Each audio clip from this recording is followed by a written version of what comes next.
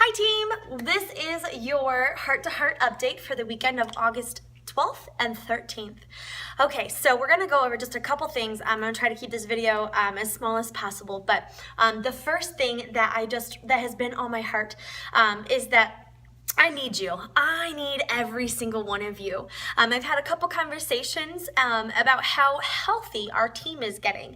That's awesome, and we're going to praise that. We're going to celebrate that because it's true. Our teams are forming, and we're shaping, and we're getting really healthy. With that, sometimes the tendency is, oh, you're healthy. You don't need me. Guys, that couldn't be farther from the truth. I need all of you. In fact, we're going to be adding more people to our team because when we have the full teams is how we're going to be able to circle up in small groups of 8 to 10. And the more that we have, like the more leaders that we have, it's not about getting more and more leaders. That's not the heart behind it. It's how can we circle up in small groups with kiddos? So when our teams are full, we're gonna celebrate it. And when they're growing, we're gonna celebrate it. But please don't feel like I don't need you on this team. I need you. And if you feel like you are in not the right spot or you can make a bigger impact somewhere else, please come and have a conversation with me or Sabrina. We are looking across the board and we are trying to make sure that we are having people in the right places and the right spots so that way we can make the maximum impact. So we're getting healthy and I need every single one of you to be a part of it. So I referenced an article that I read last week. I can't remember the name of the article, but I'm going to include it in this email. And essentially, where my heart went is the question is how we view church is based on who we're inviting. If we're inviting unchurched people, we have a keen eye for everything. The greeting, the song choice. What's the pastor talking about today? Did they have a great experience dropping off their kids? Versus if we invite a church friend, now we're going to be thinking about the theology of what we're talking about. Oh, did the lyrics in that song, did it line up well? Or, if you're inviting, those are the two examples I can think of. How we view church is based on who we're inviting.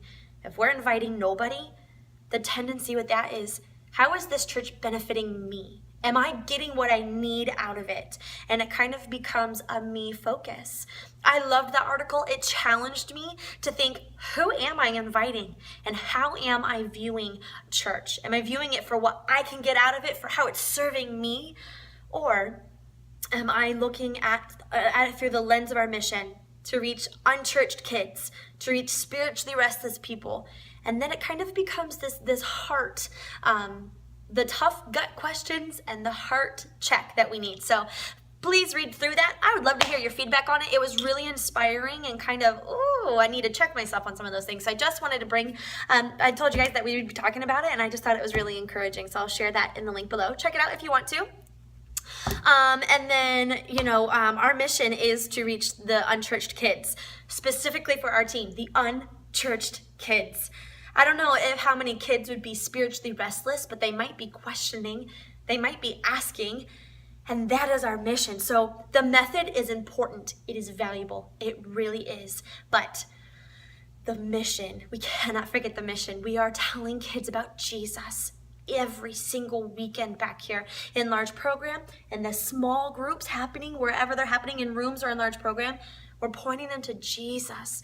Guys, there's no more important work than pointing people to Jesus, and I'm so excited to be in that path with you guys. So another question that I've been asking myself, and I would love for you guys to kind of ask yourself it. How are you pursuing Jesus? I heard a song called Pursuit by Jesus Culture, and essentially it's all about pursuing Jesus. I was driving as I was listening to it, and it made me check myself again. Am I pursuing Jesus the way that I think that I am? Am I pursuing him the way that I want to? And then if I'm not, what is in the way? Is it time management issues? Is it too full of a schedule?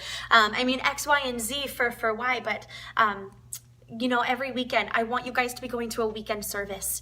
If you are not going to a weekend service because you're serving back here, we need to have a conversation.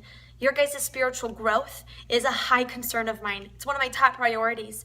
We have to grow and lead ourselves well and then lead other people. So please make sure that you're making a priority to get to a weekend service. If you can't, come have a conversation with me, email me. I want to have that conversation with you because it's really important to me. And then just something to think through. How are you pursuing Jesus? How is your relationship thriving and growing? When was the last time you picked up your Bible? What have you been reading? What's your prayer life look like? These are the conversations that I am having with myself all the time.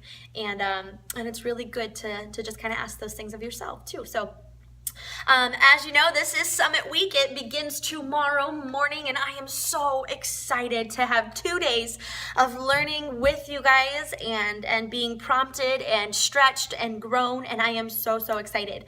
I am providing a link of the 10 best things to do to prepare yourself for the summit. If you're going, first of all, can you email me and let me know that you're coming so that way I can have a comprehensive list of who all is coming so that way I know who to look for and to greet you guys. So if you're coming to the summit, please email me that so that way I know to look for you. And then yeah, that link is on there. It gives you 10 great things to do to prepare yourself. And so, I don't know, I'm really excited to stay with you guys. I'm excited to learn with you and grow with you. And yeah, I'm just pumped. A couple reminders.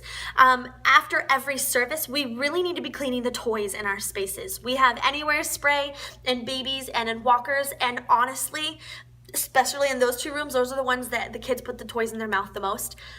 We have to make sure that we're cleaning the toys that were played with. Like, we have to. And then for preschool and elementary, same thing. You guys have Clorox wipes and Anywhere spray. We have to be cleaning the toys that the kids are going to be playing with. If you have no idea what I'm talking about, holler at me this weekend. This is just something that is a standard of ours to do, and I just thought it'd be a really good reminder, especially with school starting and flu and sickness coming back in. Like, we have to make that a priority again. And if you're newer to our team and you have no idea what I'm talking about, let me know so that way I can explain it to you and just get everybody on one page on that one. Another quick reminder is that I'm asking that we have no drinks back here except for water.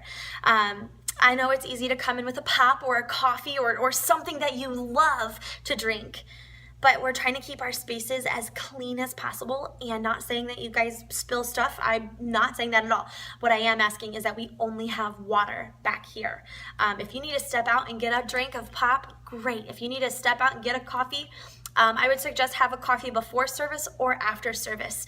It's there during all of them and directly after them. So I'm just asking that we keep the coffee out, that we keep the pop out, and that we only have water back here. So that way we don't have to worry about sticky spills or anything like that. So you guys, I am so excited to see you this weekend. It's going to be a fantastic weekend. Remember, please go over your leader guides before you come in. That way, when you come in and we do our mini huddles, it will make so much sense. I love you guys, and I can't wait to see you.